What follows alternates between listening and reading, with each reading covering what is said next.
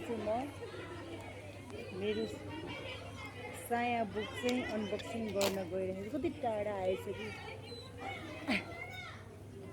म चाहिँ आज यहाँ चौरमा बसेर साया पढ्न लागेको छु गाइस।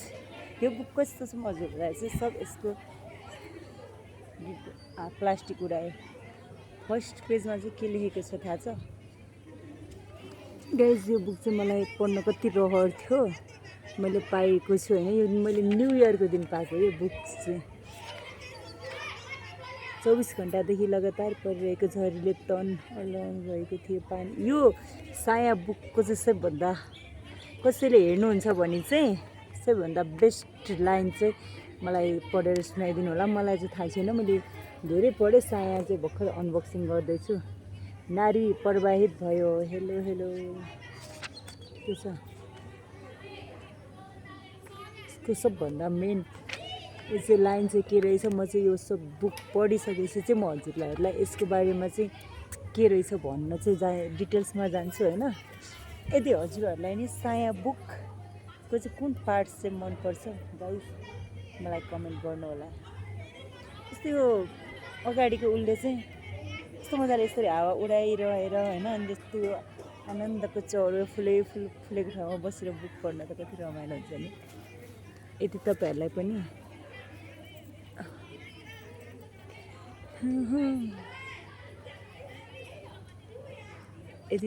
पनि मलाई चाहिँ बुक पढ्न धेरै भयो। मैले बुक पढ्न थालेको चाहिँ एकदम रमाइलो लाग्न थालेको छ गाइजहरू। सुबिन भट्टराईको इजोरिया नि मैले पढिसकेको छु गाइज। यो मान्छेको चाहिँ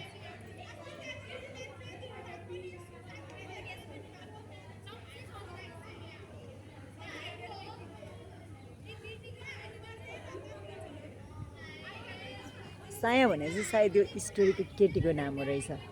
साया भने चाहिँ एउटा केटा र केटीको चाहिँ लभ स्टोरी जस्तो छ होइन। यो बुक चाहिँ सायद हजुरहरूले पढिसक्नु भएको भए चाहिँ थाहा हुन्छ होइन। मैले चाहिँ फर्स्ट अनबक्सिङ गर्दैछु, सायद भोलिसम्म भ्याइसक्छु यो बुक, किनकि मेरो खासै काम पनि छैन अहिले। अनि म खालि कस्तो मजाले कपाल उडाएको छ नि, त्यसरी कपाल उडाइरहँदा त कति रमाइलो लाग्छ। वाउ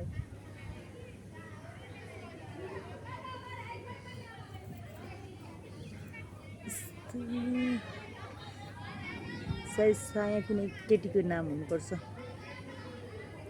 सुस्मितालाई पनि रहेछ यो स्टोरीको नाम, केटीहरूको नाम चाहिँ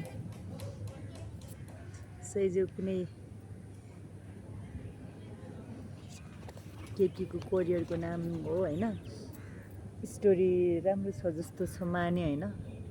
स्टोरी पढिसकेपछि चाहिँ म हजुरहरूलाई यसको बारेमा डिटेल्स बताउँछु होइन। हजुरहरूलाई चाहिँ यो बुक कस्तो लाग्यो कमेन्ट गर्नु होला गाइस।